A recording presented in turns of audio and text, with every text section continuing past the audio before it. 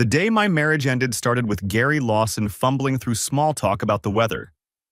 It was early October, a Friday, and I'd just pulled into the driveway after 9 hours of staring at financial statements. Forensic accounting isn't glamorous work, but it pays well and suits my temperament. I find things that people don't want found. Hidden accounts, phantom transactions, the numerical breadcrumbs that white-collar criminals think they've swept away. Gary was at his mailbox pretending to sort through junk mail while clearly waiting for me. He's 58, retired postal worker, lives alone since his wife passed 4 years ago. Good neighbor. Keeps to himself mostly. "Hey, Jake," he lifted a hand. "How's work treating you?" "Same old, Gary. You know how it is." I grabbed my mail and started toward the house, but Gary shuffled closer, his body language all wrong. Shoulders tight, eyes darting everywhere except my face. "Listen," he said, then stopped. Scratched the back of his neck. "I don't want to get involved in anything." I waited.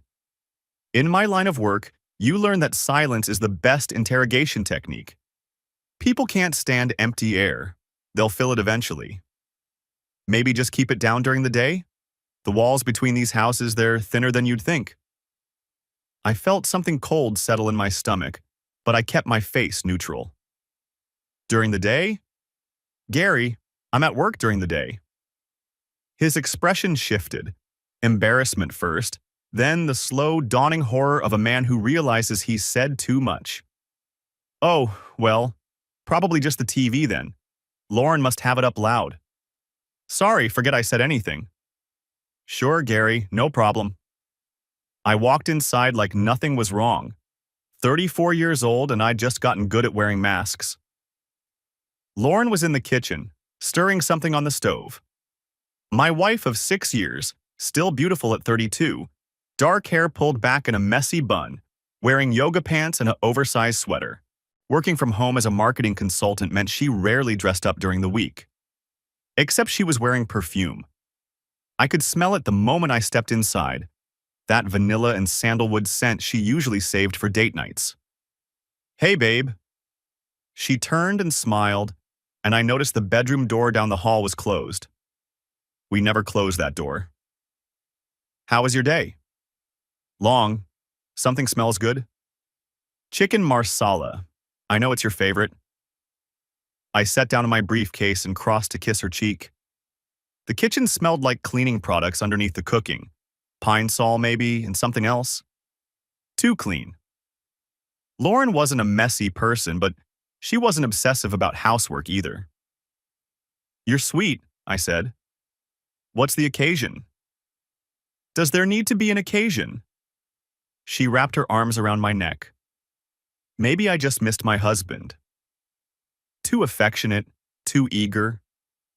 My mind was already cataloging inconsistencies the way it would catalog suspicious entries in a general ledger. We ate dinner. I asked about her work, her projects, whether she'd heard from her sister Nicole recently. Lauren chatted easily, touching my hand across the table, laughing at my dry jokes. A perfect wife having a perfect evening. That night, I lay in bed and stared at the ceiling while Lauren slept beside me. I didn't feel rage. That would come later. What I felt was colder, more precise. The same sensation I get when I open a client's books and realize something doesn't add up. I needed to know. Saturday morning, I told Lauren I was going to play golf with Pete from work. "In October?" She raised an eyebrow. "Pete's got a thing about getting in as many rounds as possible before it gets too cold. You know how he is." She didn't know how Pete was because Pete didn't exist, but she nodded anyway. I drove to an electronics store 3 towns over, far enough that I wouldn't run into anyone I knew. Paid cash for a small voice-activated recorder, the kind that looks like a USB drive. The clerk didn't ask questions. Probably thought I was checking up on a babysitter or something. Back home, I waited until Lauren went to the grocery store, then hid the recorder behind a row of books on the living room shelf. She never touched those books. Neither did I, really. They were decorative, the kind of thing you buy to fill space, The rest of the weekend, I played the role of devoted husband. Sunday night, I suggested a date night the following weekend. Lauren seemed pleased. "That sounds wonderful," she said. "We haven't done that in forever." "My fault. Work's been crazy. I want to make more time for us." She kissed me, and I kissed her back, and I felt absolutely nothing. Monday was the longest day of my life. 8 hours at the office, staring at spreadsheets without seeing them. My supervisor asked if I was feeling okay. I blamed a headache. At 6:45, I pulled into a pharmacy parking lot about a mile from home. Sat in my car, retrieved the recorder from my pocket. I'd grabbed it on my way out, mumbling something about needing to check the mail. I pressed play. Static. The hum of an empty house. Hours of nothing. Then, at the 1:27 p.m. timestamp, a knock at the door. Lauren's voice, bright and eager. "You're early." A man's voice, deeper. "Couldn't wait." The sound of kissing. Her giggle, breathless and girlish. A sound I hadn't heard her make in years. Footsteps moving away from the living room, toward the bedroom. I stopped the recording. My hands were steady. My breathing was even. I sat there for maybe 20 minutes, processing. Not the emotional betrayal. I'd compartmentalize that later. Right now, I was focused on the practical. The man's voice. I knew it. Something about the cadence, the easy confidence. But I couldn't place it. I drove home. Lauren had dinner ready. I told her about my day and she told me about hers, and neither of us mentioned the man who'd been in our bed 6 hours earlier. Tuesday and Wednesday, I followed the same routine. Retrieve the recorder, listen, replace it. The pattern was consistent. He arrived between 1 and 1:30 p.m., left by 4 salis, giving Lauren plenty of time to shower, clean, and reset the house before I got home at 6:30. They were careful, methodical. So was I. By Wednesday night, I'd confirmed everything except the one thing that mattered most. Who was he? Thursday, I called in sick. Told my supervisor I had a stomach bug, probably something I ate. Parked my car 2 streets over and walked to a spot behind Mrs. Patterson's hedges, where I could see my driveway without being visible from the street. October in Charlotte is still warm enough to sit outside without freezing.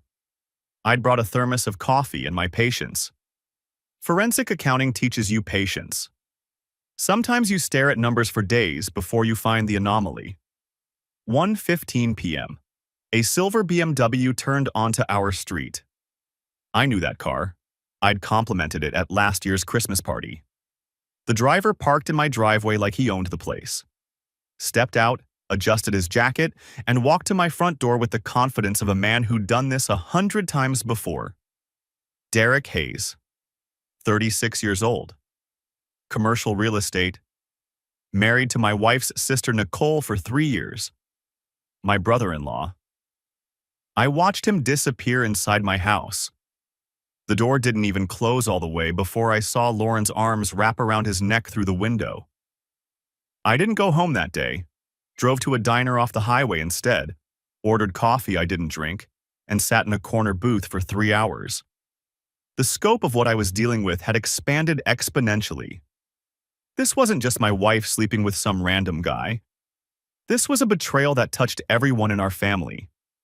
Derek at Thanksgiving, carving the turkey while I passed him the gravy. Derek at Nicole's birthday, his arm around both sisters for the family photo. Derek shaking my hand at our anniversary party 6 months ago, telling me I was a lucky man. And the worst part, the part that made my coffee turn to acid in my stomach, was that I'd introduced them. 4 years ago, at a company event. Derek had been a client of our firm, and I'd thought he and Nicole would hit it off. I'd played matchmaker at their wedding. Gave a toast about how some connections are just meant to be. I thought about Nicole, my sister-in-law, but also my friend. She'd been the one to convince Lauren to give me a chance when we first met. She called me on my birthday every year without fail. Did she know? Was I the last idiot to figure this out? I thought about confrontation. Walking in there, catching them in the act, the screaming and crying and broken dishes. Then I dismissed it. Confrontation was emotional. Satisfying in the moment maybe, but strategically useless. I didn't want satisfaction. I wanted justice. I finished my cold coffee and drove home. The next 2 weeks were an exercise in self-control. I slept beside my wife every night, kissed her goodbye every morning, and spent every spare moment building a case. My training served me well. Forensic accountants are professional paranoids. We assume everyone is lying until the numbers prove otherwise. Our phone plan was in my name. I logged into the account and pulled 3 years of call records. The data told a clear story. Calls and texts between Lauren and Derek had spiked 18 months ago, right around the time I'd been traveling constantly for the Hodges audit case. 3 months of weekly trips to Atlanta, sometimes gone 4 or 5 days at a stretch. I'd thought Lauren understood. The case was important, the biggest of my career. She'd told me she was proud of me, that she'd be fine, that I shouldn't worry about her. Turns out she'd been plenty busy. But here's what the data also showed. The communication pattern started 3 months before my travel ramped up. She hadn't drifted into Derek's arms because I was gone. She'd been there already. My absence just made it easier. Lauren's phone backed up to our shared cloud account. She'd probably forgotten that. It was something I'd set up years ago for convenience. I found a hidden folder without much difficulty. Photos. Nothing explicit, but intimate in a way that made my jaw clench. Derek and Lauren at a hotel room, her head on his shoulder. Derek and Lauren at a restaurant in Asheville, candles on the table between them. That one hit hard. She'd told me that weekend was a work retreat. Said her company was doing team building at some resort. I'd dropped her off at the airport myself. I downloaded everything. Timestamps, locations, metadata. The financial trail came next. Our joint credit card statements showed a pattern of small cash withdrawals, $200, $300 at a time, from ATMs near hotels and restaurants outside our usual radius. I'd never noticed before. Why would I? I trusted her. But the real discovery came when I dug deeper. Lauren had a separate savings account I'd never known about. $12,000 accumulated over 18 months. I traced the deposits. Most came from her regular paychecks, siphoned off in amounts small enough not to raise flags. But some came from external transfers. From Derek. That's when I realized this wasn't just an affair. Derek was funding something. A future, maybe. A nest egg for when they finally decided to blow up their marriages and run off together. Or maybe just gifts, trips, hotels, the expensive kind of secret. Either way, he was paying for the privilege of sleeping with my wife. 3 weeks after Gary's warning, I engineered a lunch with Nicole. Nothing suspicious, just a brother-in-law checking in on family. I suggested that new Thai place downtown, the one she'd mentioned wanting to try. She looked tired when she showed up, dark circles under her eyes, smile that didn't quite reach all the way. "Thanks for this," she said, sliding into the booth across from me. I needed to get out of the house. "Everything okay?" She shrugged, picking at her menu. "Derek's been weird lately, distant. Working late all the time, says he's got some big deal closing." A pause. "He joined a gym last month. Who joins a gym in September?" Men having affairs, I thought. Men who want to look good for someone who isn't their wife. "Maybe it's just stress," I said. "Real estate's been volatile." "Maybe." She didn't sound convinced. "Enough about me. How are you and Lauren?" "God, you two are like the perfect couple. Sometimes I'm actually jealous." The irony tasted like copper in my mouth. "We're good," I said. "You know Lauren, she keeps me on my toes." We talked for another hour. I learned that Derek had been taking mysterious phone calls late at night, that he'd started locking his phone when he used to leave it sitting around, that Nicole had found a receipt for flowers she never received. She knew something was wrong. She just didn't know what. I paid for lunch and hugged her goodbye and felt like the worst person in the world for not telling her everything. But the timing wasn't right. If I told Nicole now, she'd confront Derek. Derek would warn Lauren. The whole thing would explode before I was ready. Nicole deserved the truth. She'd get it. Just not yet.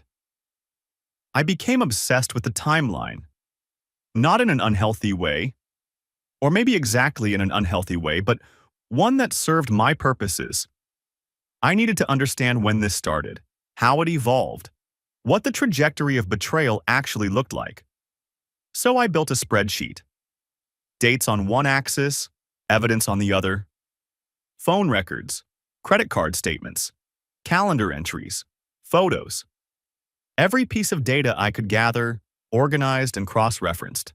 The first verifiable contact between Lauren and Derek happened at Austin's birthday party, 2 years and 4 months before Gary's warning. They'd been seated next to each other at dinner. I remembered that now. I'd been at the other end of the table talking to Nicole about some article she'd read. The text messages started 3 days later. Innocent enough at first, a shared joke from the party, a restaurant recommendation, generic small talk. But the frequency increased. By month 2, they were texting daily. By month 3, the calls started. The first hotel receipt I could find was 6 months in. A Hilton in Raleigh, booked under Derek's company card. Lauren had told me she was at a client dinner that night. I remembered because I'd offered to pick her up afterward, and she'd said no, she'd Uber home. She'd come home at 11, smelling like hotel soap, and I'd been too tired to notice. The spreadsheet grew. I mapped every lie Lauren had told me against the evidence I had. Work retreats that were really romantic getaways. Late meetings that were really afternoons in my own bed.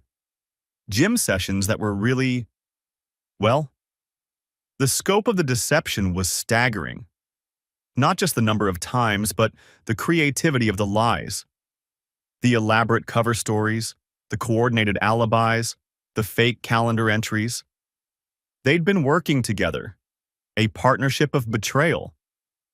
I found the emails on a Thursday. Lauren's work account was separate, but her personal Gmail was logged in on our shared family computer. She must have checked it and forgotten to sign out. I didn't go looking for anything specific. I was checking my own email when I noticed her account in the corner of the screen. A moment of hesitation. This felt different from phone records, more invasive somehow. And then I clicked. Her inbox was unremarkable. Newsletters, promotional emails, the occasional message from her mother. But the sent folder told a different story. Emails to Derek, sent during work hours.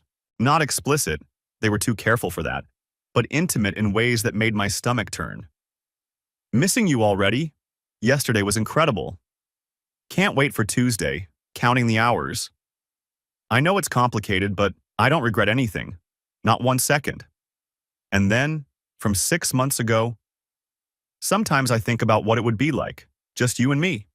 No more sneaking around, no more lies. Do you ever think about that? Derek's response. All the time. But we both know it's not that simple. I know, I love him, Derek. I do. But not like I love you.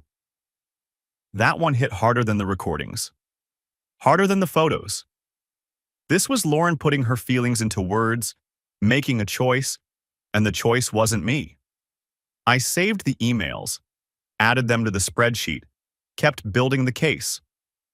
The regulatory board moved faster than I expected. 2 weeks after my anonymous tip, Reggie called me. That firm you asked about? Hayes Commercial Partners? What about it? Thought you should know. We've opened a formal investigation. Some interesting discrepancies in their escrow accounting. Your brother-in-law might want to lawyer up. I played dumb. Really? Derek? He always seems so put together. The put-together ones are usually the worst. They think they're too smart to get caught. A pause. This didn't come from me, Jake. Of course not. Thanks for the heads up. I hung up and allowed myself a small smile. Derek's absences from the office, the ones I'd documented through my recordings, coincided perfectly with the gaps in his firm's paperwork. Every time he was at my house, there was a client meeting he'd missed or a document that hadn't been signed. The investigators wouldn't have known where to look without my tip, but now that they were looking, the evidence was there. Derek had stolen money. That wasn't my doing. He'd created the crime himself. I just made sure the right people found out. A former colleague of mine, Reggie Thompson, had moved to the State Financial Regulatory Board a few years back. We'd kept in touch. Occasional drinks, the odd email chain about industry gossip. I called him that week, framed it as catching up. "Hey, weird question," I said, after we'd exchanged pleasantries. "You ever come across a firm called Hayes Commercial Partners?" A pause on the other end. "Why do you ask?" "My brother-in-law is one of the partners. We're thinking about investing in one of their projects, but you know me. I like to do my homework." "Off the record?" Reggie's voice dropped. "There's been some noise. Nothing public yet, but we've had complaints. Possible irregularities with client escrow accounts." Irregularities. Money moving in ways it shouldn't. Could be sloppy bookkeeping. Could be something else. We're looking into it. I thanked him and ended the call. So Derek wasn't just an adulterer. He might also be a thief. That information would be useful. 4 weeks after discovery, I sat across from Victoria Palmer in her downtown office. Victoria was 52, silver-haired, impeccably dressed, and had a reputation for handling high-conflict divorces with surgical precision. The kind of attorney you hired when you wanted to win, not just survive. I laid out my evidence. The recordings, the photos, the phone records, the financial transfers. Victoria reviewed everything in silence, occasionally making notes. When she finished, she leaned back in her chair and regarded me with something like professional admiration. "Mr. Turner, in 23 years of family law, I've rarely seen documentation this thorough. It's what I do for a living, just different context." "North Carolina is an equitable distribution state," she continued. "Adultery doesn't directly affect asset division, but it absolutely factors into alimony. Given this evidence, your wife won't be seeing a dime." "What about the house?" "You made the down payment? Most of the mortgage payments?" "All documented." "Then you'll keep it." Her attorney might push back, but this... She tapped the folder. "This is ironclad." Victoria gave me the standard advice. Don't move out. Don't confront. Don't do anything that could be construed as vindictive or retaliatory. Document everything. Play the long game. I intended to. But I also intended to do something Victoria hadn't suggested. The plan came together over the next week. First, I contacted Reggie again. Anonymous tip this time, sent from a burner email account. I provided specific dates and times when Derek had claimed to be in client meetings. Dates I knew from my recordings he'd actually been in my house. The regulatory board could do their own math. Second, I installed a small camera in the living room. North Carolina's a one-party consent state for recordings, and I owned the house, so anything captured in common areas was admissible. I wasn't interested in bedroom footage. I just needed video of Derek walking through my front door like he belonged there. Third, and this was the part that required careful planning, I suggested hosting Thanksgiving early. "We always go to your parents' place," I told Lauren over dinner. "Let's do something different this year. Have everyone here." Her eyes lit up. "Really? I've always wanted to host." "Then let's do it. Your parents, Nicole and Derek, Austin and his wife, the whole family." She practically bounced out of her chair to kiss me. "This is going to be amazing. I'll start planning the menu tomorrow." I smiled and told her I couldn't wait. 1 week before Thanksgiving, I met Derek for coffee. I'd called him earlier that day. Said I wanted to discuss some investment options. Real estate diversification. He'd been eager. Probably thought I was a potential mark. He showed up at the coffee shop looking like a man without a care in the world. Expensive suit, designer watch, the easy smile of someone who's never faced real consequences. "Jake, good to see you, man." He shook my hand firmly. "Lauren said you've been working crazy hours. She worries about you."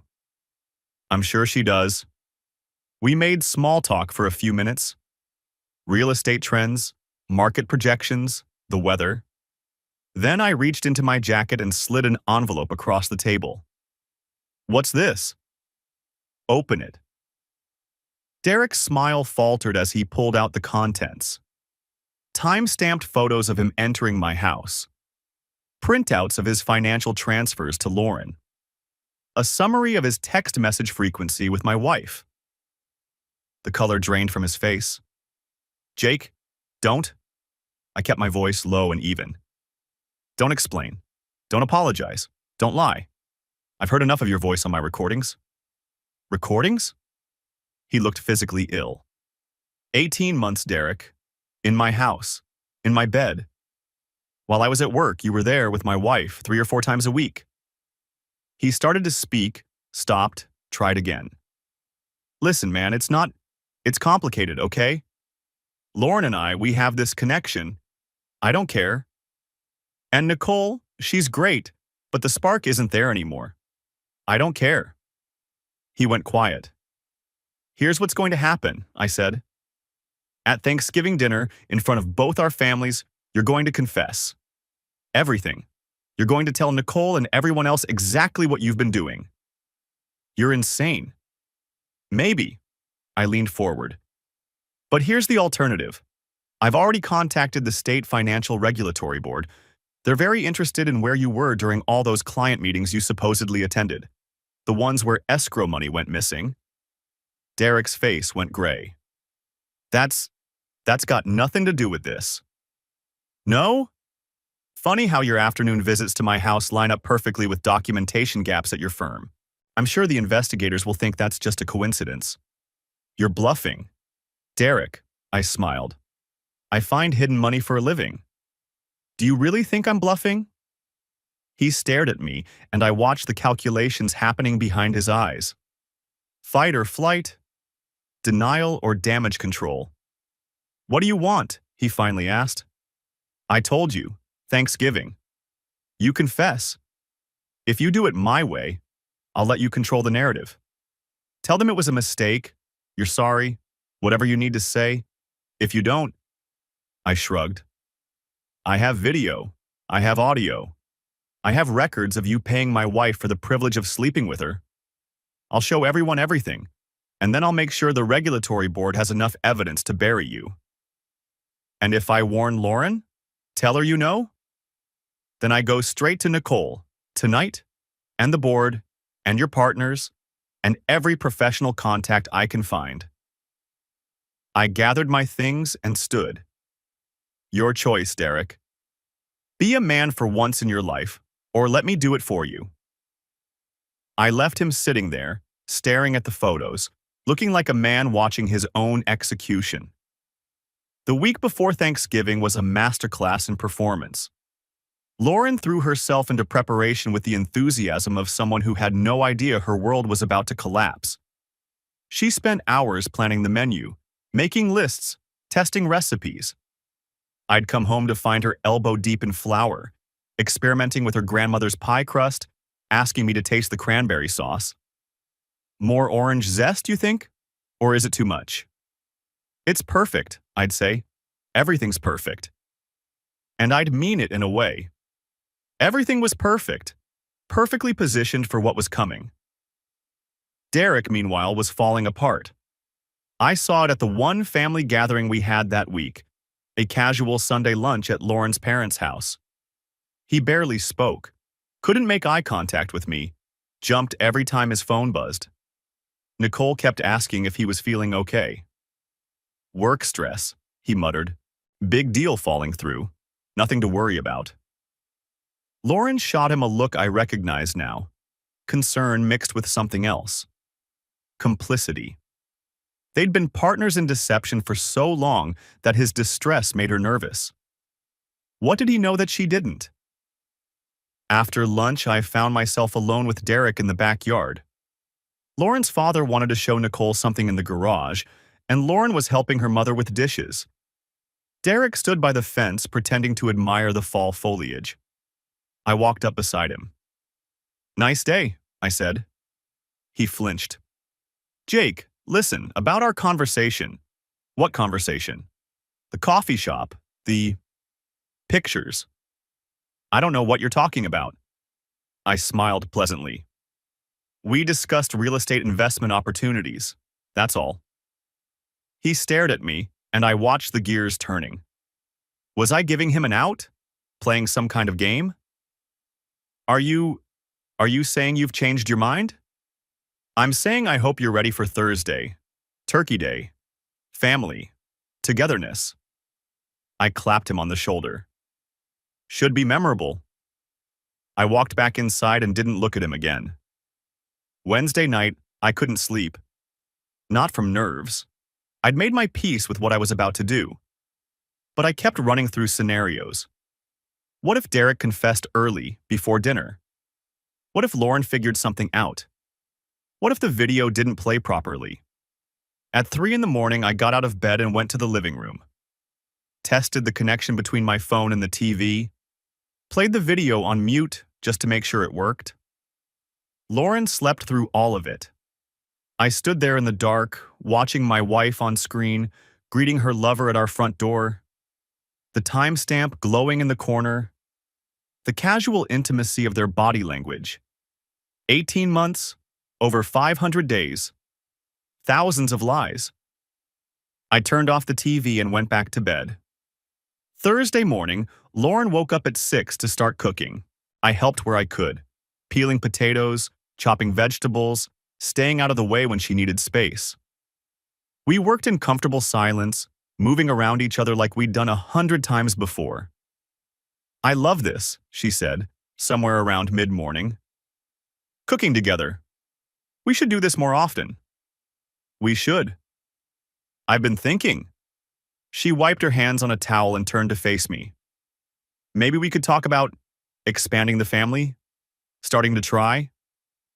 I felt nothing. Absolutely nothing. "Let's get through the holidays first," I said. "Talk about it in the new year." "Of course. No rush." She kissed me on the cheek. "I just want you to know I'm ready, whenever you are." I went back to peeling potatoes. The guests started arriving at 4. Lauren's parents first, Richard and Ellen, both in their early 60s, dressed up for the occasion. Ellen handed Lauren a pumpkin pie she'd insisted on bringing despite Lauren's protests. Richard shook my hand firmly and asked about work. "Same old," I said. "Finding hidden money, catching people who think they're smarter than the numbers." "Honest work," Richard said approvingly. "More people should do it." I wondered if he'd feel the same way by the end of the night. Austin and his wife arrived next.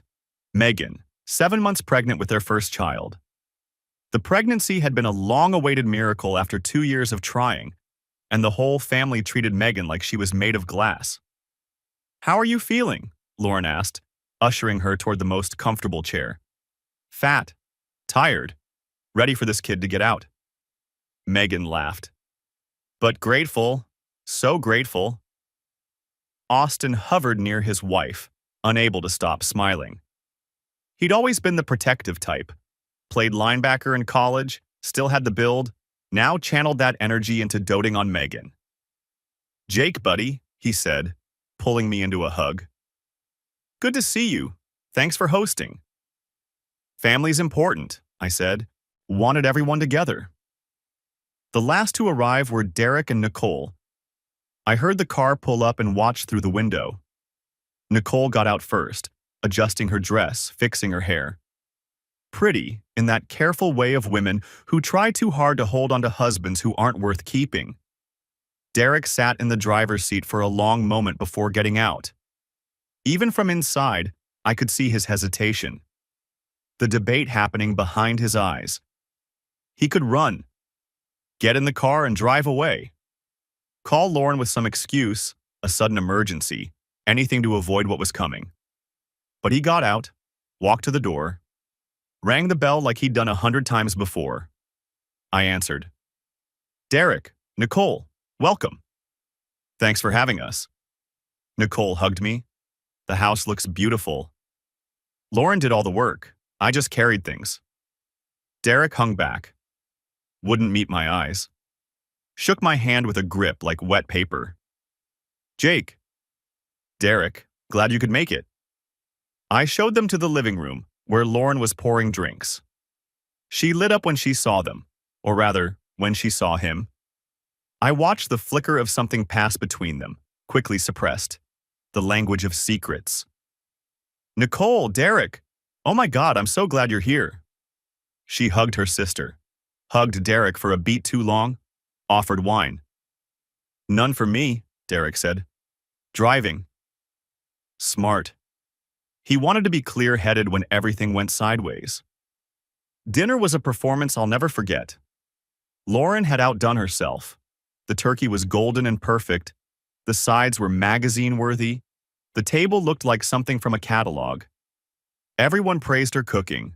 Everyone said how wonderful it was to be together. I sat at the head of the table and watched. Derek, picking at his food, avoiding conversation. Nicole, trying to engage him, failing, looking hurt. Lauren, playing the hostess, chattering about recipes and holiday plans, sneaking glances at Derek when she thought no one was watching. Her parents, oblivious. Austin and Megan, wrapped up in each other and the baby coming. They were all so comfortable, so secure in the illusion of family. None of them knew that under this table, under this roof, 18 months of lies were about to collapse. I ate my turkey, complimented the stuffing, asked Austin about his job, made a joke that got Richard laughing. Normal, natural, the performance of a lifetime.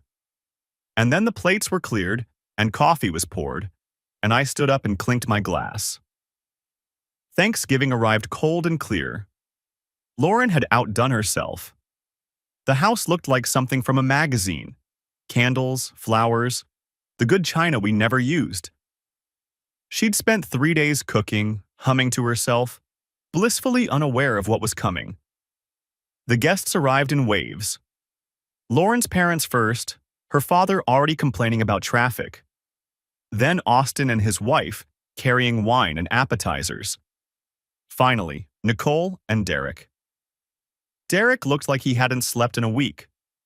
Pale, drawn, dark circles under his eyes. Nicole kept shooting him concerned glances. Are you feeling okay? She asked him as they settled into the living room. You look terrible. Fine, just tired. Work's been brutal. I handed him a glass of wine. Our eyes met, and I saw the fear there. Good. He should be afraid. Dinner was surreal. Lauren played the perfect hostess, Derek barely touched his food, and I sat at the head of the table making conversation like nothing was wrong. I asked Lauren's father about his golf game. I complimented Austin's wife on her green bean casserole. I told Nicole her dress was lovely, normal, comfortable. The last normal moment any of us would have for a long time. After the main course, I stood and clinked my glass. I'd like to make a toast. Lauren beamed at me. Oh, honey, that's sweet. To family, I said. To the people around this table who mean the most to us. To honesty, even when it's hard, especially when it's hard. I looked at Derek. He was gripping his wine glass so hard I thought it might shatter. Derek, anything you'd like to add? The table went quiet. Everyone was looking at him now, sensing something was wrong even if they didn't know what. Derek opened his mouth, closed it, looked at Nicole, then at Lauren, then back at me. He didn't speak. I nodded slowly. Then I'll do it. Jake. Lauren's voice was sharp. What's going on? I pulled out my phone. Something I should have shared a long time ago. Jake, wait. Lauren started to rise from her chair. Sit down. She sat. I connected my phone to the TV in the living room. Everyone had shifted to see the screen. Lauren's mother was frowning, confused. Nicole looked scared. I pressed play. The video was clear enough. Derek's silver BMW pulling into the driveway. Derek walking to the front door. Lauren opening it, her face lighting up, pulling him inside for a kiss that was definitely not sisterly-in-law. The timestamp in the corner read October 10th, 1:23 p.m. For a moment, no one moved. The video kept playing. Derek and Lauren in the living room, her leading him by the hand toward the bedroom, both of them laughing. Then chaos. Lauren's mother screamed. Actually screamed, like someone had stabbed her. Nicole made a sound I'll never forget. This low, wounded noise like an animal caught in a trap. Lauren was on her feet, shouting at me. "Turn it off! Jake, turn it off right now!" "Why? It's just the TV, Lauren. You watch it during the day all the time."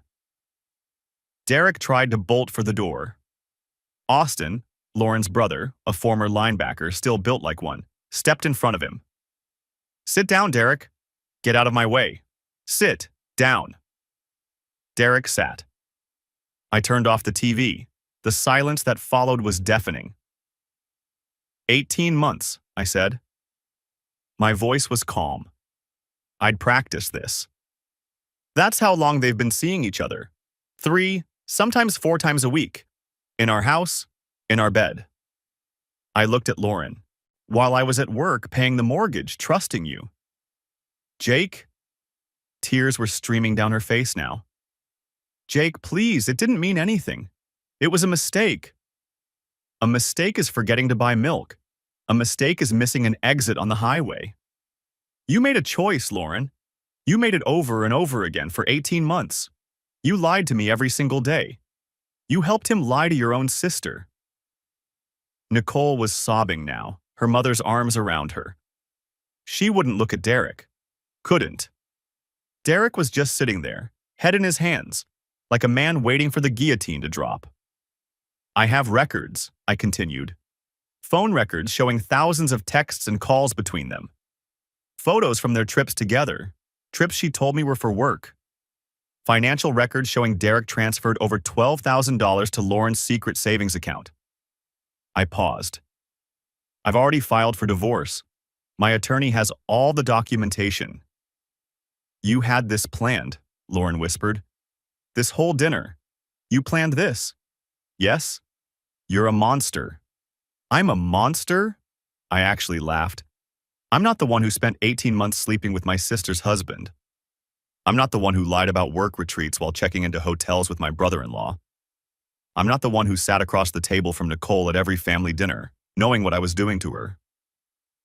Lauren had no response to that. Nicole finally lifted her head. Her makeup was ruined, her eyes red and swollen. She looked at Derek with an expression of such pure hatred that he actually flinched. How long? She asked. He didn't answer. How long, Derek? Nicole, baby, please. Don't call me that. Don't ever call me that again. She stood, grabbed her purse. Mom, Dad, take me home. Lauren's parents rose immediately. Her father paused at the door, looking at his younger daughter with something between disgust and heartbreak. Lauren, I don't even know what to say. Daddy, he shook his head and left. Austin and his wife followed shortly after, Austin pausing only to tell Derek, if I ever see you again, I'll break your jaw. And then it was just the 3 of us. Lauren, Derek, and me. Lauren tried one more time. Jake, please. We can work through this. Counseling, therapy, whatever you need. I love you. I made a mistake. But I love you. You don't love me. You love the life I gave you. The house, the stability, the nice dinners with the family you betrayed. I stood and straightened my jacket. Get your things and leave, Lauren. You can stay with Derek since you've been spending so much time together anyway. Where am I supposed to go? I don't care. Derek was already heading for the door. Lauren grabbed his arm. Derek, wait. We need to figure this out. He shook her off. Figure what out? It's over, Lauren. Everything's over. But what about us? What about everything we planned? There is no us. He laughed bitterly. There never was. You were a distraction, a warm body. Did you actually think I was going to leave Nicole for you? The look on Lauren's face was almost worth all of it. Almost. Derek left. Lauren collapsed onto the couch, sobbing.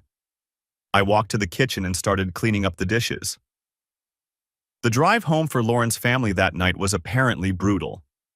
I heard the details later from Austin, who'd ridden with his parents and Nicole. Ellen sobbed the entire way. Richard gripped the steering wheel so hard his knuckles went white and didn't say a single word for 45 minutes. Nicole sat in the back seat between Austin and Megan, shaking so hard that Megan held her hand the whole time despite her pregnancy discomfort. I knew, Nicole kept saying. Part of me knew. Why didn't I see it? Because they didn't want you to see it, Austin said. Because they're liars. When they got to the parents' house, Nicole went straight to the guest room and locked the door. Ellen could hear her crying through the walls until sometime around 4 in the morning. Derek didn't go home that night. Or the next. He checked into a hotel and sent Nicole a series of texts that ranged from apologetic to pathetic to angry. Please let me explain. It didn't mean anything. You have to understand, Lauren and I. Fine. If you won't talk to me, don't expect anything in the divorce. That last one was a mistake. Nicole screenshotted it and sent it to her attorney the next morning. The Monday after Thanksgiving, I walked into Victoria Palmer's office with a cardboard box full of evidence. We're ready to file, I said. Victoria reviewed the material one more time.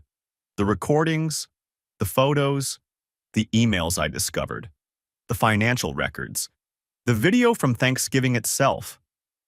You've been thorough, she said. That's my job. No, Jake. This goes beyond thorough. This is… She shook her head, something like admiration in her expression. I've been doing this for over 20 years. I've never seen a betrayed spouse this prepared. When you find something wrong, you document it. Then you act. Most people would have confronted their spouse the moment they suspected. Lost control.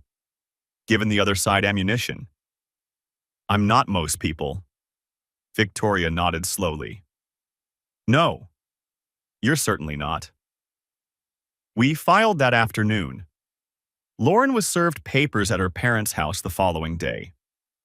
Lauren's attorney was a woman named Patricia Decker, aggressive, expensive, known for fighting dirty. Her opening gambit was to claim that I'd entrapped Lauren by recording her without consent. Victoria anticipated this and shut it down immediately. North Carolina allows single-party recording. I was a party to the household. The recordings were legal. Patricia's second attempt was an invasion of privacy claim regarding the hidden camera. Also shot down. My house, common areas only. No expectation of privacy in the living room. Third try. Intentional infliction of emotional distress through the Thanksgiving revelation. Victoria actually laughed at that one. Your client spent 18 months engaged in an affair with her sister's husband, Victoria said during the deposition. She lied to everyone she claimed to love, repeatedly and systematically, and now she wants to claim emotional distress because her husband exposed the truth? Please. Patricia dropped that argument. Lauren tried to negotiate. Through her attorney, she proposed various settlements. More of the house equity, spousal support for a limited time, division of retirement accounts. I rejected everything. She gets what the law requires and not a penny more, I told Victoria. Adultery forfeits alimony in this state. She knew the rules. She broke them anyway. The final settlement, reached 4 months after Thanksgiving, gave Lauren $32,000 from our joint savings and nothing else. I kept the house, my retirement accounts, and my dignity. When she signed the papers, Lauren looked at me for a long moment. I hope you're happy, she said. I hope ruining everything made you happy. I didn't ruin anything, Lauren. You did. I just documented it. She left without another word. The divorce was finalized 4 months later. Lauren hired a lawyer who tried to argue that I'd entrapped her, that my surveillance was an invasion of privacy, that the Thanksgiving revelation constituted intentional infliction of emotional distress. Victoria demolished every argument. The evidence was legally obtained. The confrontation took place in my own home, and North Carolina courts take a dim view of adulterers trying to paint themselves as victims. I kept the house. Lauren forfeited alimony. She got a small portion of our joint assets, about $30,000. And that was it. She moved back in with her parents initially, then into a small apartment across town. I heard through the grapevine that her marketing career had taken a hit.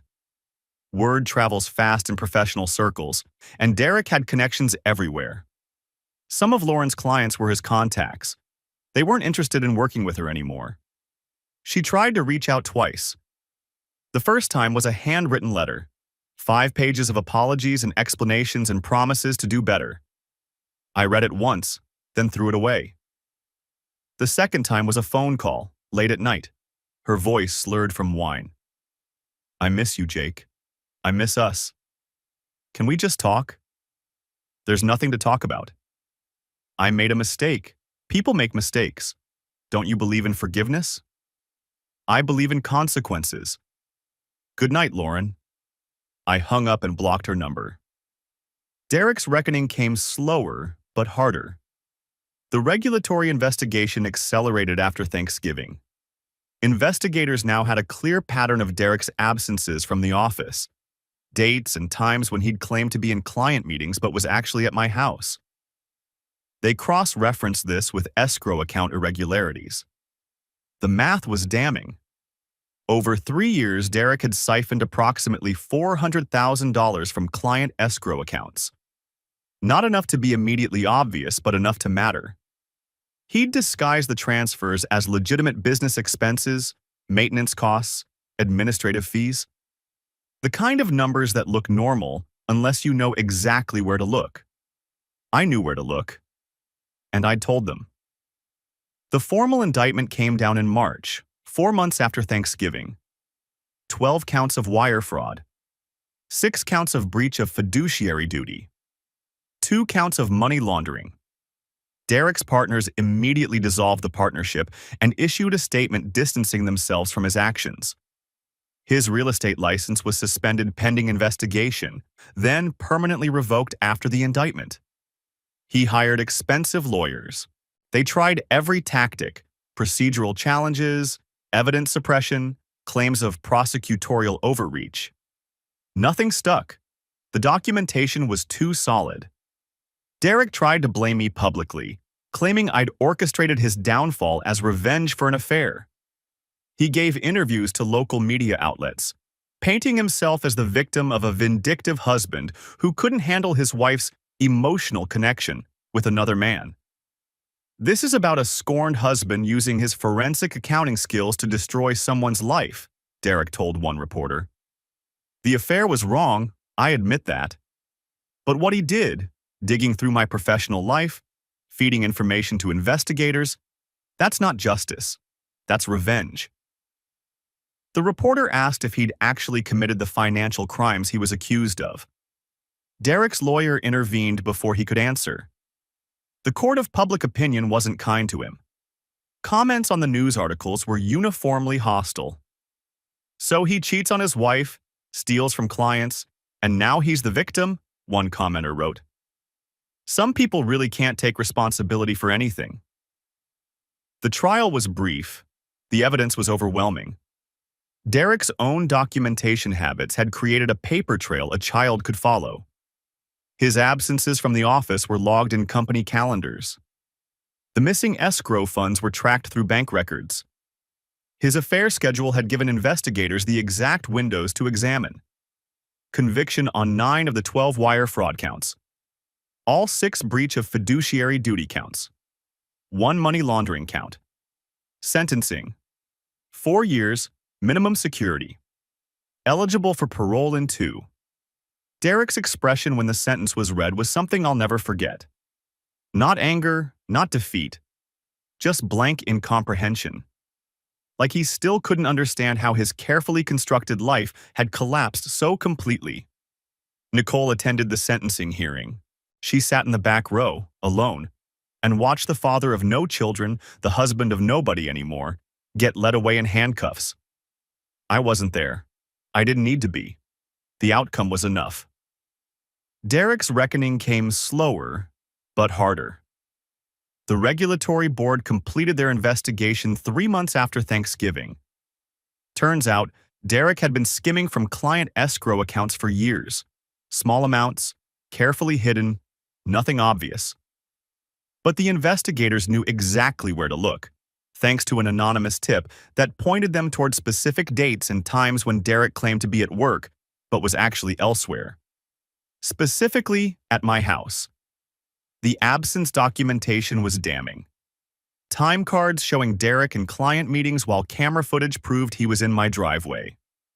Missing signatures on escrow transfers that occurred during his afternoon appointments. Derek was indicted on 12 counts of wire fraud and breach of fiduciary duty. His partnership was dissolved. His real estate license was revoked. Last I heard, he was looking at 3 to 5 years minimum. He tried to claim I'd set him up. Gave interviews to anyone who would listen about how his brother-in-law had orchestrated his downfall as revenge for an affair. But here's the thing about truth. I didn't fabricate anything. I didn't plant evidence or frame him for crimes he didn't commit. Derek stole that money himself. He conducted that affair himself. He lied to his clients and his wife and his family himself. All I did was make sure the right people knew where to look. Nicole reached out 2 months after Thanksgiving. I'd been dreading that call. Part of me expected anger, blame. I was the one who destroyed her marriage in front of everyone she loved. But when I answered, her voice was calm. Can we meet? I think I owe you a thank you. We met at a coffee shop near her new apartment. She looked different, thinner, tired, but there was something harder in her eyes now. Stronger. I'm sorry, I said. I know the way I handled it was brutal? She smiled faintly. Yeah, it was. I've had nightmares about that dinner. I should have told you privately. I was so focused on making sure they couldn't spin the narrative that I didn't think about how it would affect you. No, you did right. She wrapped her hands around her coffee cup. If you'd told me privately, I would have confronted Derek. He would have lied, and I would have believed him because I always believed him. The only way I was ever going to really see was if I couldn't deny it.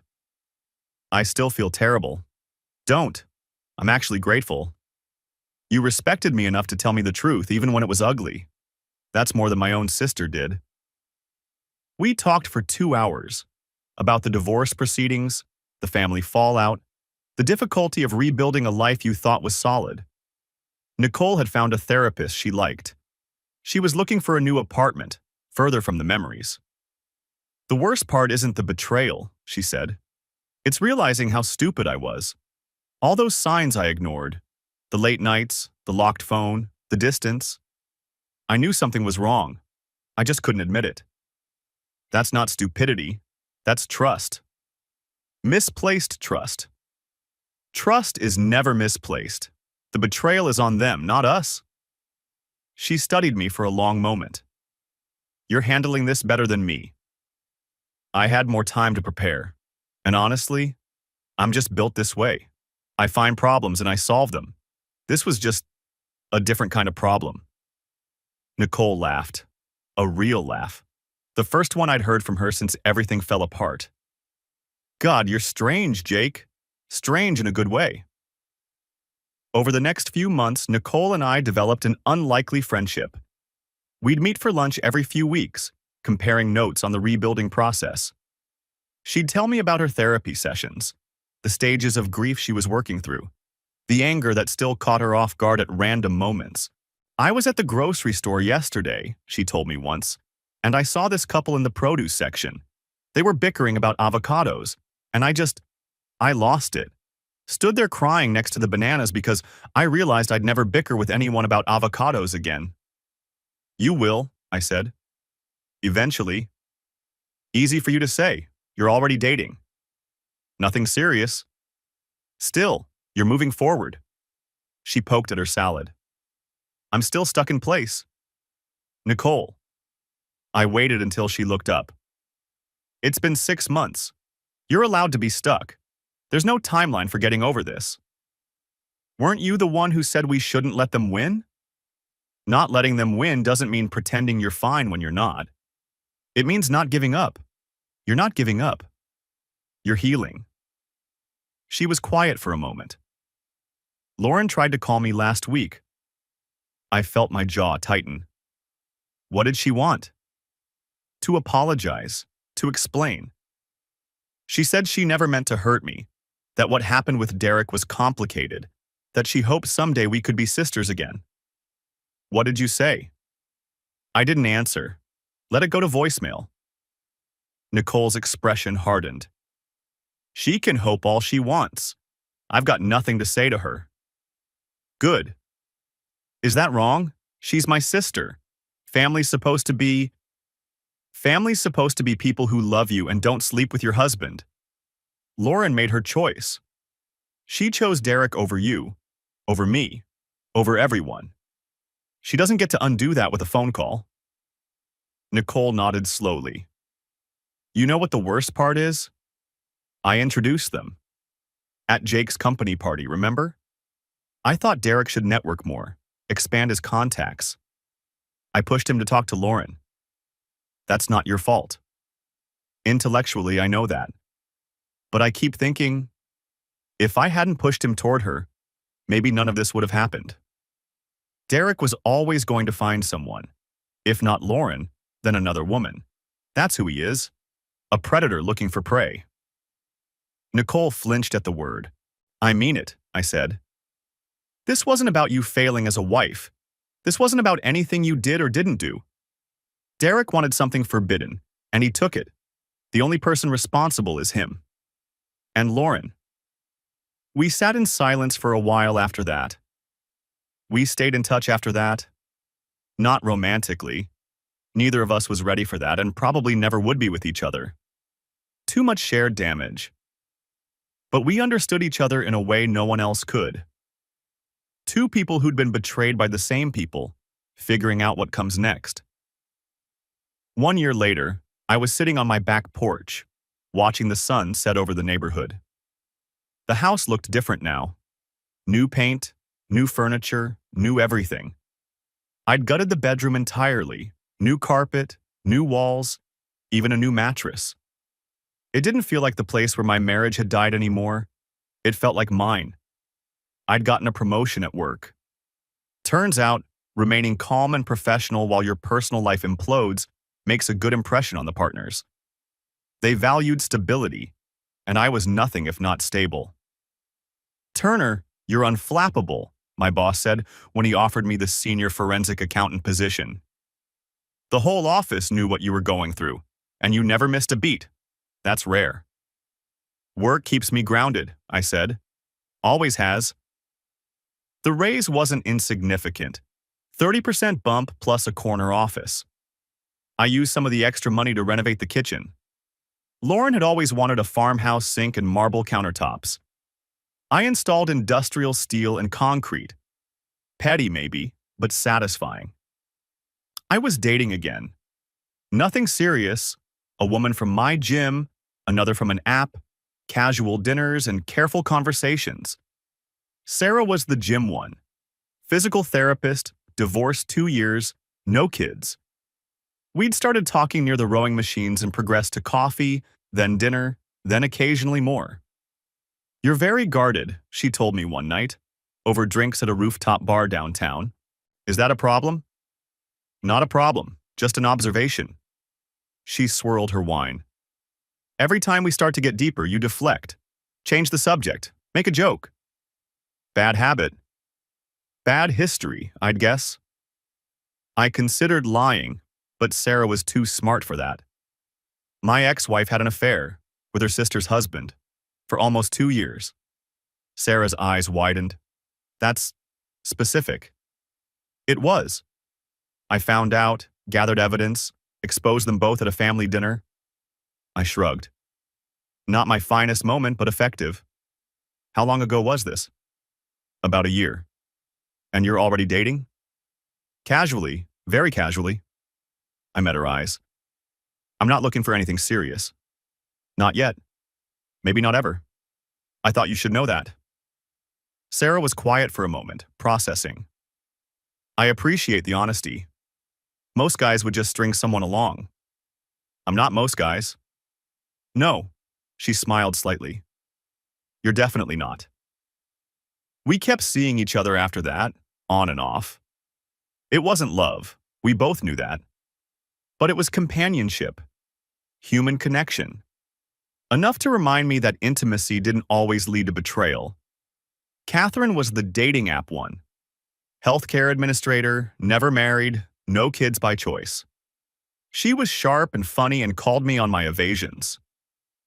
You do this thing, she said on our 4th date, where you answer questions without actually answering them. It's very smooth. I barely notice until afterward. Occupational hazard. I spend all day finding what people are hiding. So you learn to hide things yourself? Something like that. That must be lonely. I didn't have an answer for that. I wasn't ready to trust anyone fully yet. Maybe I never would be. But I wasn't closing myself off either. The gate creaked, and Gary Lawson appeared with 2 beers in hand. Thought you might want some company. He handed me a bottle and settled into the other porch chair. Nice evening. It is. We sat in comfortable silence for a while, watching the fireflies come out. You know, Gary said eventually, I never apologized for that day. Starting all that. Don't. I keep thinking if I'd just minded my own business. Gary. I turned to look at him. You told me the truth. Most people don't have the courage to do that. Most people would have looked the other way, figured it wasn't their problem. I almost did. But you didn't. And because of that, I got out of a marriage with someone who didn't love me, exposed a man who was stealing from his clients, and helped my sister-in-law escape a husband who would have kept lying to her forever. I took a sip of beer. You did me a favor. Gary was quiet for a moment. You really believe that? I really do. He nodded slowly. You're an interesting man, Jake. So people keep telling me. We finished our beers and watched the stars come out. The night was quiet. The house was quiet. And for the first time in as long as I could remember, so was my mind. There's an epilogue to this story, one I didn't expect. 6 months after my conversation with Gary, I received an email from a private investigator named Margaret. Nicole had hired her to look into Derek's history after the divorce, partly for the civil lawsuit she was pursuing, partly for closure. The full report was 20 pages, single-spaced. I read it in my office with the door closed, my coffee growing cold beside me. Before Lauren, before Nicole, Derek had another affair. Her name was Rebecca, married, mid-30s, a colleague at Derek's previous firm in Richmond. The affair had lasted about 8 months. Her husband found out, confronted Derek, and Derek had simply left. Quit his job, moved to Charlotte, started fresh. Rebecca's marriage ended. She'd lost her job too. Couldn't face working at the same firm where everyone knew what had happened. Last the PI could find, she was living in Ohio, remarried, trying to rebuild. But that wasn't all. Before Rebecca, there was another woman. Sarah, another colleague's wife, another careful seduction over months, another destroyed marriage. The pattern was consistent. Derek targeted married women who were connected to his professional network. Women who couldn't easily expose him without exposing themselves. Women who had something to lose. He'd position himself as a confidant first. The charming friend? the sympathetic ear. Then he'd escalate, slowly, testing boundaries. By the time the women realized they were in too deep, they felt complicit, trapped. "Your brother-in-law is a predator," Margaret wrote in her summary. "He's been doing this for at least a decade, possibly longer. He's careful, never the same city twice, never stays long enough for patterns to emerge. If not for your Thanksgiving revelation, he might have continued indefinitely." I sat with that for a long time. Lauren wasn't his first victim, and if I hadn't stopped him, she wouldn't have been his last. I called Nicole after I read the report. "Have you seen Margaret's findings?" "Yeah." Her voice was flat. "I read them." "You okay?" A long pause. "I thought I was special, you know? I thought, even when I found out about Lauren, I thought that was the exception, that what Derek and I had was real, and he just made a mistake. But I was never special. I was just next. The next town, the next woman, the next target." She laughed, but there was no humor in it. "He probably would have gotten bored of Lauren eventually too, moved on, found someone else, left us all behind." "Probably." I keep thinking about those other women, Rebecca and Sarah. They had no idea either, did they? They thought they were the exception too. Most people do. Derek was good at making people feel chosen. I want to reach out to them. Let them know they're not alone. That's a generous impulse. Or a selfish one. Maybe I just want someone else to tell me I wasn't stupid for not seeing it. Nicole, you weren't stupid. None of you were stupid. You were trusting, and someone exploited that trust. There's a difference. She was quiet. Do you believe that? I believed Lauren for 6 years. I brought Derek into our family. If anyone should have seen it, it was me. But I didn't. Because that's how people like Derek work. I forwarded the PI's findings to the Regulatory Board and to the State Bar Association. If Derek ever tried to rebuild his career somewhere else, there'd be a record waiting for him. Some people might call that vindictive. I call it public service. A year and a half out from Thanksgiving, I got a text from a number I didn't recognize. It was Lauren. "I'm getting married again. Thought you should hear it from me." I stared at that message for a long time. Not angry, not hurt, just curious. "Congratulations," I typed back. "I hope you're happy." "I'm trying to be. I'm sorry for everything, Jake. I really am." I didn't respond to that. What was there to say? I blocked the number and got ready for my evening. Catherine was expecting me at 7, and I didn't want to be late. The house is quiet now. That's how I like it. Derek's doing his time. Lauren's starting over somewhere else. Nicole and I grab lunch once a month. 2 people who understand each other in ways nobody else can. Me? I've got a good job, a decent social life, and a house that finally feels like mine. Gary was right that first day. The walls really are thin between these houses. You can hear everything if you listen carefully enough. I've gotten very good at listening.